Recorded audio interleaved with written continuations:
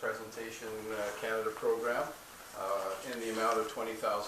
I think that's pretty close to last year. It's the same. I think it's the same as last year. So that's pretty well getting close to the maximum that there is available for this, which means that the Shelter Valley Festival folks are doing something right, that they're attracting the kind of audience that Heritage Canada is looking for. In other words, a significant number of people.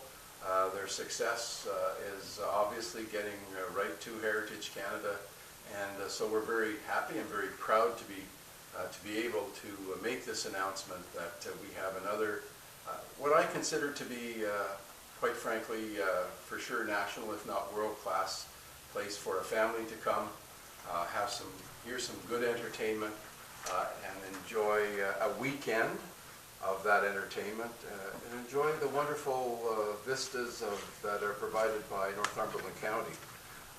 Also, what's another part of the Shelter Valley Festival is it's a very what I call an eco-friendly. So it's promoting ecology and also promoting local businesses, and in particular local produce and buy local.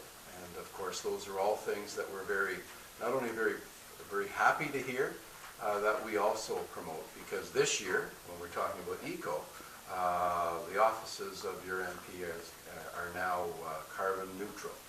We've entered an agreement with Trees Canada so that our operation does not impact negatively on the environment.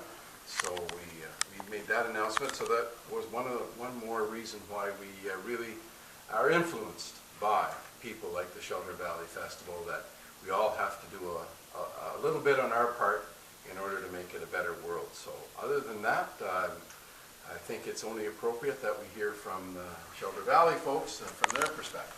Thank you, sir. I think it's important. I want to hand each of you, we started our fundraising campaign earlier in the spring, to also know where we receive our funding from. To some, it sounds like we're done. It's an extraordinary investment on behalf of Canada to the festival. There's actually a great number of sources that we gather our funding from, and we're certainly thrilled with Arts Presentation Canada once again endorsing the event, and we have multiple sources for funding. That is a joy to now be on their radar, and hopefully on an annual basis.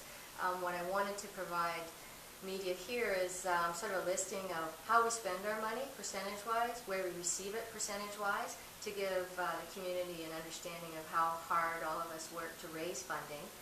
Part of that is grants, part of it is tickets, part of it is donations, and achieving $20,000 from Arts Presentation Canada has been a real support and a comfort, because the effort just to raise a small amount of money in a small region is great, and resources are always challenging in terms of volunteers. So it's been wonderful to have that confidence and also that belief in Shelter Valley Folk Festival.